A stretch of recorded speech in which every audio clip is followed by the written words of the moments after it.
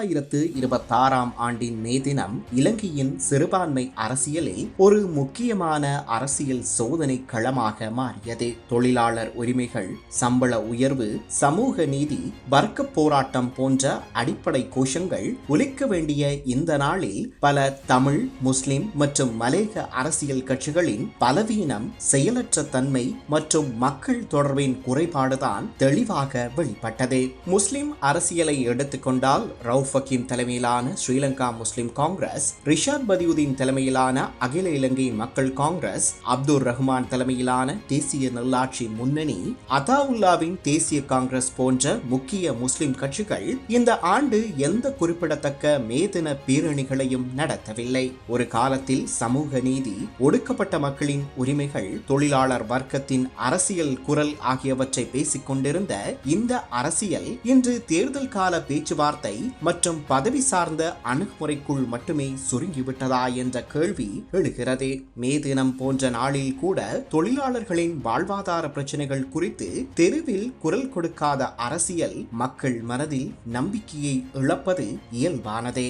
மலேக அரசியலிலும் இதே போன்ற அமைதியே காணப்பட்டது. கடந்த 2025 ஆண்டு நுவரெலியாவில் பிரதான எதிர்க்கட்சியான ஐக்கிய மக்கள் சக்தியின் மே தினத்தை வலுப்படுத்தும் வகையில் செயல்பட்ட திகாம்பரம், மனோ கணேசன், ராதாகிருஷ்ணன் போன்ற தலைவர்கள் இந்த ஆண்டு எந்த முக்கிய மேதன மேடையிலும் பெரிதாக தெரியவில்லை.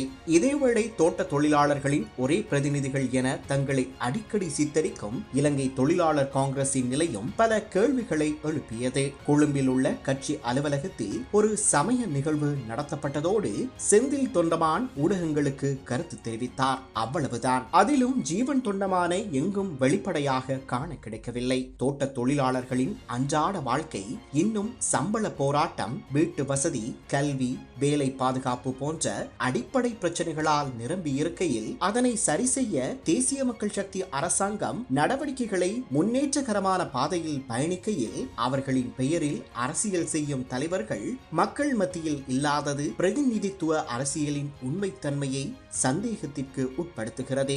இவ்வாறான மலேக தலைவர்களின் இருப்பும் சமூகத்தில் குறைய ஆரம்பித்திருப்பதை வெளிச்சமிட்டு காட்டுகிறது. தமிழ் அரசியலில் நிலைமை இன்னும் சிக்கலானதாக இருந்தது. ஜனநாயக தமிழ் தேசிய கூட்டணியும் கஜேந்திரகுமார் தலைமையிலான அணியும் யாழ்ப்பாணத்தில் சிறிய அளவிலான மேதின கூட்டங்களை நடத்தின. இலங்கை தமிழரசு கட்சி 3 பகுதிகளில் மேதின நிகழ்வுகளை நடத்தியது.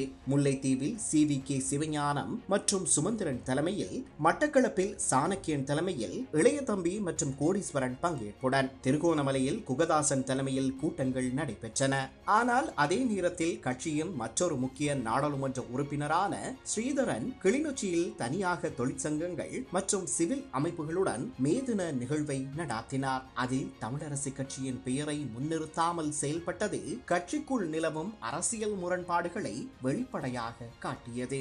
மட்டக்களப்பில் நடைபெற்ற மேதின மேடையிலும் சாணக்கியன் பெயரை நேரடியாக சொல்லாமல் ஸ்ரீதரன் அணியுடன் தொடர்புடையவர்களை விமர்சித்து இந்த உட்கட்சி மோதல் வெறும் கருத்து வேறுபாடு அல்ல, அதிகார போட்டியாக மாறியிருப்பதை காட்டியது. ஒரு காலத்தில் தமிழ் தேசிய கூட்டமைப்பின் கீழ் ஒருங்கிணைந்திருந்த தமிழ் தேசிய அரசியல் இன்று உட்கட்சி மற்றும் இடைக்கட்சி முரண்பாடுகளால் மக்கள் நம்பிக்கையை மெதுவாக இழந்து வருகிறது. தலைமை போட்டி, தனிப்பட்ட அரசியல் கணக்குகள், ஒருங்கிணைப்பு இல்லாமை, இவை அனைத்தும் மக்களின் எதிர்பார்ப்பை பாதிக்கின்றன. 2026 மே தினம் ஒரு முக்கியமான உண்மையை நினைவூட்டுகிறது. மக்கள் இன்று இன அடையாளத்தை விட செயற்பாட்டு அரசியலை பார்க்கிறார்கள். நீங்கள் யார் என்பதற்கு பதிலாக நீங்கள் மக்களுக்காக என்ன செய்தீர்கள் என்பதே அவர்களின் கேள்வியாக மாறியுள்ளது.